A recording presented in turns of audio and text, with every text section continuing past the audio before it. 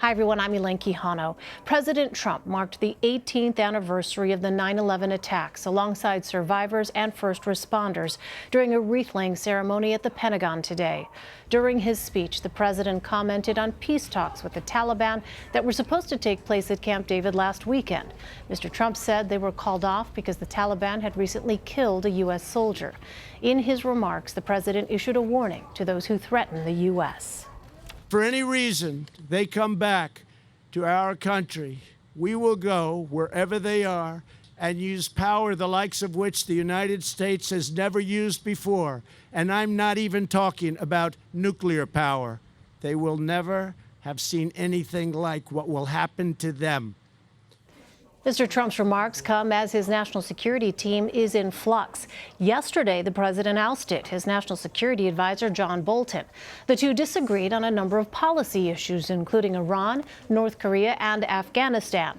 But sources tell CBS News the president became especially irritated with Bolton after an Axios story suggested the president wanted to use nuclear weapons on hurricanes. Mr. Trump says the story is false, but believes Bolton or those close to him leaked it to the press. Mr. Trump is now searching for his fourth national security advisor in nearly 3 years. CBS News has also confirmed at least 3 of Bolton's top aides have resigned as well. Today, the president wished Bolton well, but he explained why he decided to let Bolton go. John came to see me the night before. In fact, I think a lot of you people are out there waiting for me to get on the helicopter. I'm sure you have a shot somewhere along the line. And he sat right in that chair. And I told him, John, you have too many people, you're not getting along with people, and a lot of us, including me, disagree with some of your tactics and some of your ideas. And I wish you well, but I'd like you to submit your resignation, and he did that. Let's bring in Ben Tracy at the White House, Nahal, Toosi in Arlington, Virginia, and Natalie Andrews on Capitol Hill. Ben is a CBS News White House correspondent. Nahal is a foreign affairs correspondent for Politico, and Natalie is a congressional reporter for the Wall Street Journal. Welcome to all of you. Ben, I'd like to start with you. What more can you tell us about the president's disagreements with John Bolton? Well, that soundbite you played of the president in the Oval Office today was probably the nicest thing he said today about John Bolton. It was really a scathing takedown of his former national security advisor. And the president did explain some of the disagreements that they've had, namely how to approach North Korea. It's no secret that President Trump is very much enjoying his engagement with Kim Jong-un. It is also no secret that John Bolton was very much against this sort of engagement with North Korea. He has famously said that the way you know the North Koreans are lying is when they open their mouth to speak. So John Bolton, there was no love lost between him and the North Koreans, and he once said, you know, they could follow the Libya model with the approach to North Korea, and that really upset the North Koreans. And President Trump today went out of his way to say that that was a big mistake that John Bolton made, that he has made these negotiations with the North Koreans harder. But the president really spared, there were very few kind words for somebody that has worked very closely with the president for many, many months now. So on that Libyan model, Nahal, the president said today he disagreed with Bolton, as Ben said, on using that so-called Libyan model with North Korea nuclear weapons. Bolton brought up that idea on Face the Nation last April, and then White House Press Secretary Sarah Sanders downplayed it to our Major Garrett 2 weeks later. Let's go ahead and listen to some of that. Is it a requirement that Kim Jong-un agree to give away those weapons before you give any kind of concession? I think that's right. I think we're looking at the Libya model of 2003, 2004. We're also looking at what North Korea itself has committed to previously. I haven't seen that as part of any discussions, so I'm not aware that that's a model that we're using, but I would. Bolton said that over the weekend. I haven't seen that that's like a specific thing. I know that comment was made, but I don't think we're going off of. There's not a cookie cutter model on how this works. So that's not administration policy currently.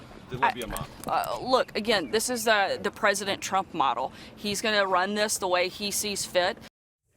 So, Nahal, is there anyone now who has this standing to voice opposition to the president's ideas on foreign policy? Yes, the people around him, the president is always open to hearing opposition, and he'll probably hear it from Mike Pompeo, the Secretary of State, who's probably the most influential person in his inner circle now on national security. But what the president does not like is when, after he has made a decision, someone goes out there and tries to undermine him in the media or in other sectors.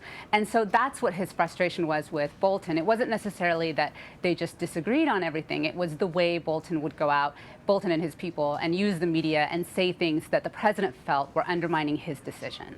Well, Natalie, here is how Senate Majority Leader Mitch McConnell reacted to the departure of John Bolton. Personally, I've always appreciated John's candor and clear advice. He possesses something crucial, the ability to understand the world the way it is. He knows there are many threats to American interests and that those threats will not recede if we retreat. So, Natalie, was Bolton someone Republicans wanted on the president's national security team? You know, Republicans were really surprised yesterday, Elaine, when they heard this news. We broke the news to them because many of us reporters in the Capitol had heard the tweet or had seen the tweet, and Republicans hadn't. And they were upset, like noticeably, when they heard about it. Mitt Romney was told, he said, when he was asked who did he want to replace John Bolton, he said John Bolton. He wants him back. So there was a real vibe in the Capitol of surprise and people who were a little uncertain about what would be next. This does elevate Mike Pompeo, who is rumored to be considering a Senate run.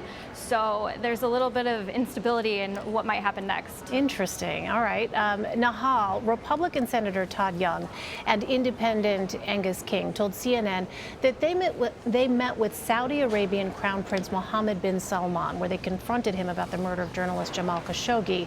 We should note on this day, 15 of the 19 hijackers in the September 11th attacks were Saudi citizens. So, Nahal, are there broader concerns about this administration's posture when it comes to dealing with Saudi Arabia? There has definitely been a lot of unhappiness with the Saudis on Capitol Hill, and I think that increasingly Mohammed bin Salman himself is realizing that he has got a real problem when it comes to the U.S. Congress.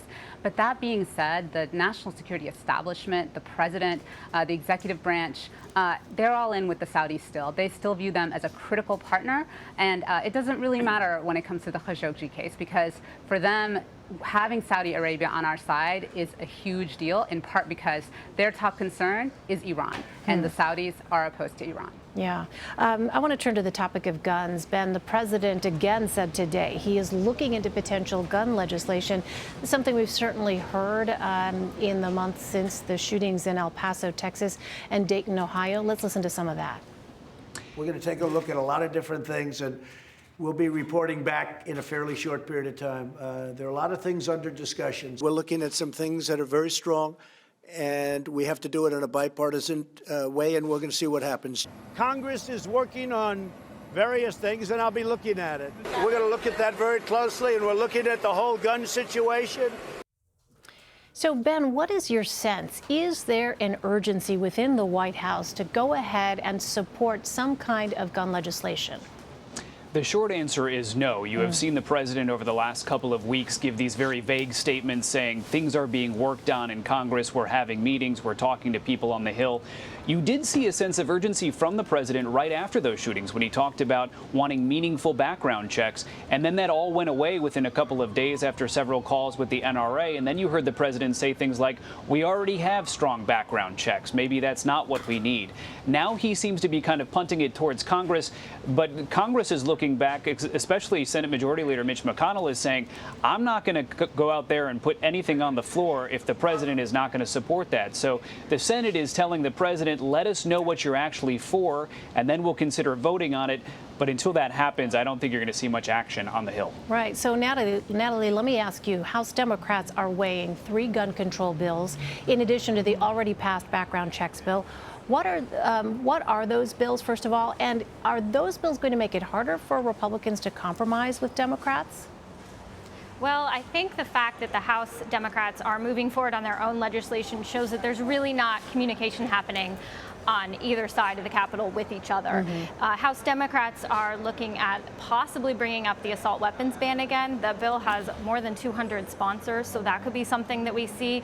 Last night, the House Judiciary Committee debated on these debated two bills that are sort of like extreme protective orders that would prevent someone from being able to get a gun if they'd been convicted of a hate crime.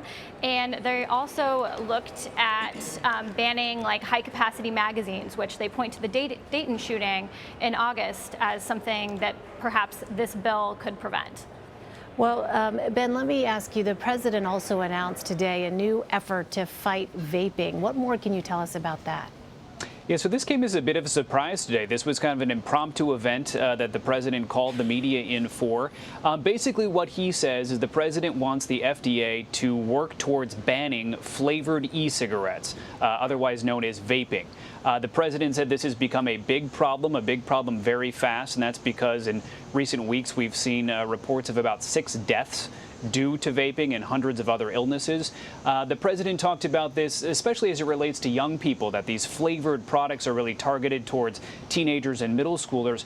This is something the First Lady cares a lot about, too. She was sitting next to the president while he made this announcement today, and there was a bit of an awkward moment when the president said she has a son, that's why she cares about this. Right. Of course, they have a son together. And he corrected himself after he said that. But this is something that obviously the First Lady does care about. She was tweeting it about it this morning, and now it does look like the White House is trying to force some action. We'll see what comes of that. Ben, meantime, the last race of the 2018 election ended last night. Republican Dan Bishop defeated Democrat Dan McCready in North Carolina's 9th district by 2 points in a district that the president won by 12 points in 2016. We know the president campaigned there this week. Is the White House worried about the close margin there? Yeah, the campaign is worried about it. The White House, and especially people around the president today, are really giving him a lot of credit for the Republican pulling that race out. They're saying that the president was the difference maker there, that he helped kind of right the ship of that campaign, and then the rally that he did earlier this week, they say, put him over the top. But that is a race that really should never have been in a place of needing to be saved. That is a very strong Republican district, and to win it by only 2 points is not a good sign for the president. So you can imagine his campaign will be dissecting those results. There are results that show that the Democrat did very well in the suburbs, and that is a big concern for the president's reelection, of him losing especially some of those female suburban voters. So they'll be looking very closely at the results of this election, trying to kind of read the tea leaves for what may be ahead for the president next year. All right, Ben Tracy, Nahal, Toosi, and Natalie Andrews, thank you all very much. Today marks 18 years since the September 11th terrorist attacks that left nearly 3,000 people dead. As the nation remembers the victims of the attack, CBS Evening News anchor Norah O'Donnell spoke with 3 former chiefs of the Department of Homeland Security. Here's a preview. It's been 18 years since 9/11. We're here at this very solemn memorial. The threat has changed dramatically. We face increasing homegrown threats. What's happened? The terrorist threat to our homeland has evolved significantly over the last 18 years, from what I refer to as terrorist-directed attacks to smaller scale terrorist-inspired attacks, inspired either by a terrorist group overseas or by extreme right-wing violent nationalism. In fact, that type of attack is now outpacing attacks inspired by foreign terrorist organizations. Secretary Johnson, how do you view the agency right now? I have to say, I view the agency with a fair amount of despair and dismay. I think our old agency has become overly politicized. It is overwhelmed with the immigration mission, which is itself overly politicized, very, very emotional. Secretary Chertoff, the head of Homeland Security, the head of FEMA, all the agencies overseeing immigration have acting leaders, not confirmed. How does that hamper or hurt our national security? The reality is, if you don't have a Senate confirmation, you're living day to day. And that affects not only your ability to plan strategically, but the way in which you're received by other agencies, other departments, and even other countries. You all agree climate change is a big threat. Yes. When people say, well, I don't understand, how does climate change affect Homeland Security? What are some real-world examples? When you're talking about global warming as a whole, that affects migration patterns, that affects areas of the world where the agricultural economy has been lost, and therefore they are perhaps more ripe for the rise of terrorism, terrorist recruitment. So there are all kinds of downstream effects from global warming. We're now 14 months away from the next presidential election. How concerned are you that foreign governments are going to do everything they can to cause chaos? Very. If the Russians are the most blatant, but the Chinese and the Iranians play this game too. And a new thing to watch out for is so-called deep fakes, which is the use of artificial intelligence to completely fabricate what appear to be real video and audio clips of real people. The election may be 14 months away, but the campaign is now. And we are probably, as we speak, suffering from the foreign influence on our democracy through pushing out extremist views and fake news. It's worth noting that this is the first time the three former Homeland Security secretaries have sat down together for an interview. You can see more of Nora's conversation tonight on CBSN. Our special coverage begins at 8 p.m. Eastern.